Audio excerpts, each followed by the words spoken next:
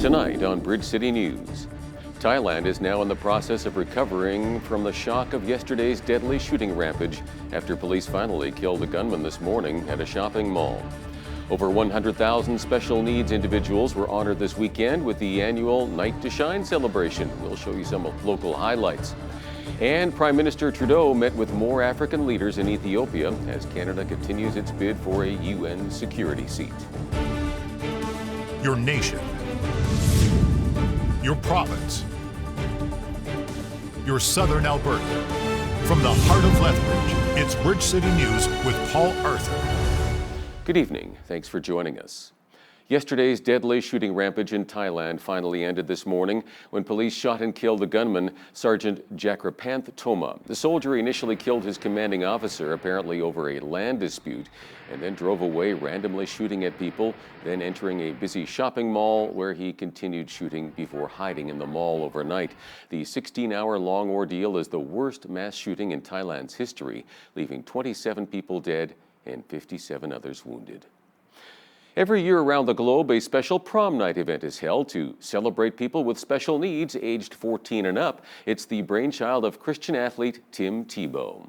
The 6th annual Tim Tebow Night to Shine took place Friday night, with cities all over the world taking part, including My Victory Church in Lethbridge. It's big for our hearts because we love the opportunity to get to honor those people in our community and within our families and the people that we know and love. The event was started to give young people with special needs an opportunity to experience a prom and be treated like royalty. But more than anything, all the kings and queens, including a member of parliament, really enjoyed one thing. I have been known to go out on the dance floor and of course take lots of photos with people. They enjoy that as well.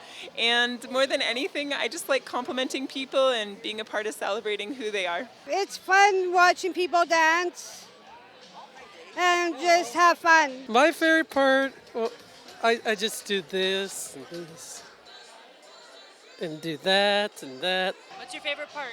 Me. Oh, him. What about dancing on the stage? Dancing on the stage. Nice to have a dance like this. Not many probably haven't gone to grad or anything. And so this is a great experience for everybody. There was even a surprise proposal. It lighted up my life. Like I didn't know this was coming, so. I wanted everybody to be welcome to it. It seems like a lot of hard work put into this event. Will it be the last year? Not at all. We're going to do this. This is the best night of the year. It's amazing, and we're going to continue doing it as long as we can. For Bridge City News, I'm Loris Alexander. This year, 115,000 honored guests participated with the support of over 200,000 volunteers. The Word Bridge Writing Conference took place yesterday at the Downtown Library, gathering a small but growing group of local authors together to network and learn from panel discussions with keynote speakers who are already published authors. Well, what we're seeing is that this is our second year, and we've had a lot of engagement from the writing community. We were quite surprised by the number of people we got involved.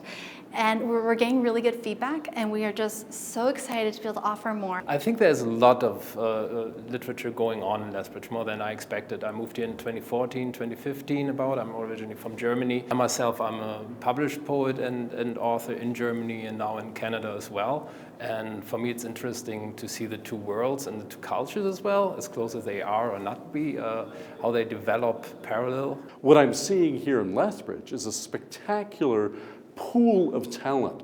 We had a live action slush thing this morning where people had their stories anonymously read out loud for critique, and I was blown away by the wonderful quality of writing. The conference received a grant from the City of Lethbridge and hopes to expand next year. BC Premier John Horgan says his government will lay out its goals for the coming year this week as politicians return to the legislature Tuesday for the government's throne speech to start the new session.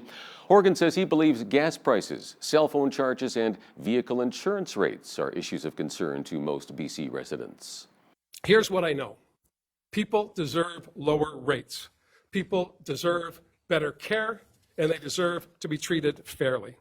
That's what Dave Barrett set out to do almost 50 years ago, And that's what a renewed ICBC can present to the people of British Columbia today. A 20% rate decrease in the year ahead is a symbol to the people of British Columbia that we are going to wrestle this problem to the ground and make sure that they can have confidence in a corporation that is transformed and working for them.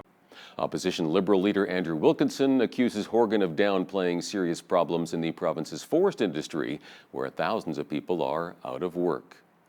Prime Minister Justin Trudeau met with various African leaders in Addis Ababa today, including Somalian President Mohamed Abdullahi Farmajo. Trudeau also took time to remember the victims of last spring's deadly plane crash in Ethiopia. It is a real pleasure to sit down with President Mohamed of Somalia, an opportunity to talk about the challenges you're facing, but the work that Canada is doing to support in some complicated times. And I have to say your leadership and your the progress that you're making is truly important, not just for Somalia but for the region, and Canada again and always stands ready to be there to support in many ways.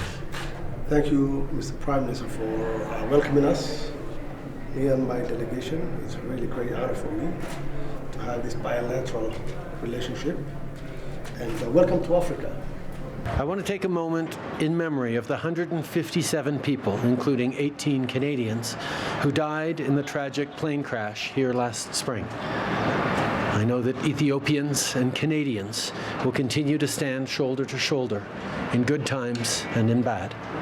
Because whether it's the vibrant Ethiopian Canadian community back home or the entrepreneurs who work together across an ocean, we can rely on each other. Our government will continue to lead on combating plastic pollution, just like we will continue to lead on addressing climate change. In fact, Canada will provide funding to the World Bank for climate resilience and new support for women, which attests to the strength of our commitment. Trudeau was in Ethiopia as part of his effort to influence countries to vote for Canada's bid for a seat on the UN Security Council. Meanwhile, the nation of Somalia is struggling with billions of locusts that are swarming, creating the worst outbreak some places have seen in 70 years. This threatens much of East Africa with a severe hunger crisis. The locusts are growing in one of the most inaccessible places on the planet. Islamic extremists have made it difficult or impossible to conduct aerial spraying to control the insect's population. For those living near the epicenter of the coronavirus pandemic, worry and anxiety are a very real part of daily life. Churches in Hong Kong have responded by providing an online prayer book called Pass Over Us, and the Chinese Evangelical Association has launched a 28-day prayer and fasting campaign.